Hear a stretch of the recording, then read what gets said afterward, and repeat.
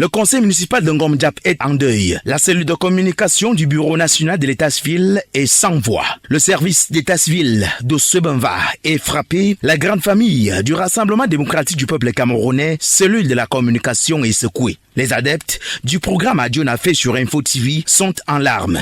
La disparition tragique des suites d'un accident cardiovasculaire ce samedi 24 décembre 2022 aux premières heures de la matinée de l'un de leurs est un coup dur. Le conseil municipal de la commune de Ngom Diap, officier d'état civil d'Ossebenva, chargé d'études et communicateur du BUNEC, membre du comité central du Rassemblement démocratique du peuple camerounais, challenger du président national du dit parti en 2011 au 3e congrès, concepteur et premier présentateur de l'émission Adieu n'a fait, s'en est allé.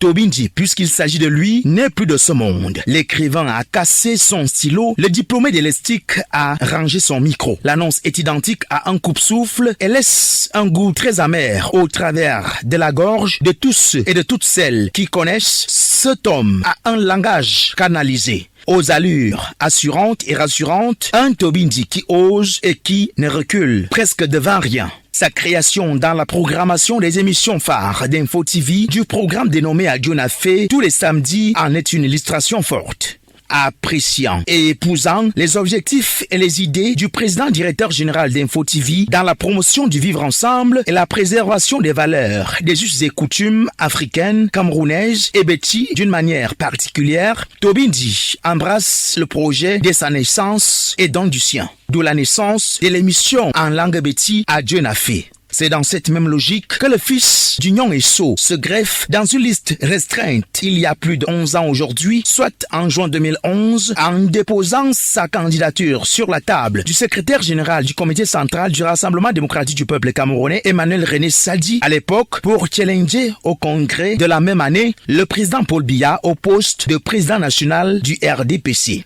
Un choc pour le grand parti pour lequel il a œuvré depuis des décennies, une pilule amère pour les amoureux de la lecture de ce grand écrivain, un cauchemar pour les populations d'Ossebenva d'une manière particulière. Selon les sources concordantes, c'est dans les environs de 5 heures du matin que Tobindji est frappé d'un malaise. Il est immédiatement conduit à l'hôpital par son épouse avant de rendre l'âme quelques instants plus tard. Son corps est immédiatement gardé dans le dit hôpital.